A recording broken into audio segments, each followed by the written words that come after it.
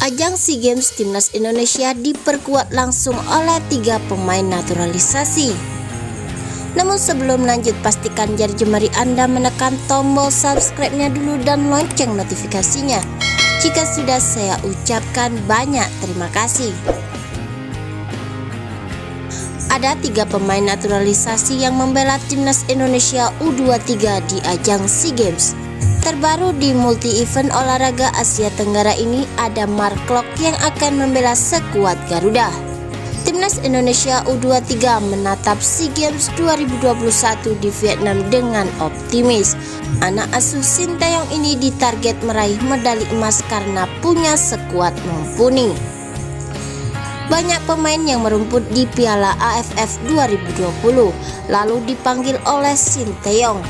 Hal itu termasuk pemain yang berkarir di luar negeri seperti Asnawi, Egy Maulana Fikri, Witan Sulaiman, dan Sadil Ramdhani. Menariknya, dalam skuad Timnas Indonesia ada pemain naturalisasi yang ikut diboyong, yaitu Mark Klok. Hal tersebut menunjukkan bahwa Sinteyong serius mengejar medali emas. Berikut pemain naturalisasi yang sempat membela Timnas Indonesia U23 di ajang SEA Games. Yang pertama ada Mark Klok. Mark Klok punya jalan panjang dalam naturalisasi demi membela Timnas Indonesia U23 sebab ia sempat bermasalah dengan regulasi FIFA. Ia resmi menjadi warga negara Indonesia pada November 2020 dan mendapatkan paspor tanah air pada awal Januari 2021. Sayangnya hal itu tak optimis membuat ia langsung bisa membela Timnas Indonesia. Pasalnya ada regulasi FIFA yang tak memenuhi syarat. Ia pun harus menunggu untuk bisa berseragam merah putih. Kini syarat tersebut lengkap karena pemain berusia 29 tahun itu sudah genap tinggal di Indonesia selama 5 tahun. Yang kedua ada Ezra Walian. Ezra Walian merupakan striker naturalisasi Indonesia.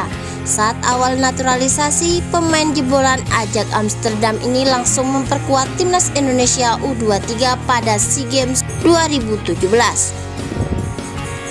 Sayangnya Ezra Walian gagal. Digadang-gadang bakal gacor di lini serang skuad Garuda Muda, ia malah melempem. Nyatanya pada SEA Games 2017, Ezra Walian hanya menyarankan sebiji gol saja dan Timnas Indonesia U23 juga gagal meraih juara. Garuda Muda kalah dari Malaysia di semifinal, hanya sukses meraih medali perunggu setelah mengalahkan Myanmar untuk perebutan tempat ketiga. Yang terakhir ada Diego Michel yang pernah bermain dalam skuad SEA Games, yaitu pada tahun 2011 dan 2013. Ia pun kala itu berstatus sebagai pemain naturalisasi. Pada SEA Games 2011, Diego Michel sejatinya bisa membantu Timnas Indonesia U23 lolos ke babak final.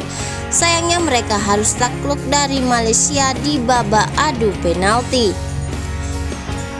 2 tahun berselang, Diego Michel juga membela Timnas Indonesia lagi di SEA Games. Performa tim pun juga masih impresif karena berhasil lolos ke babak final.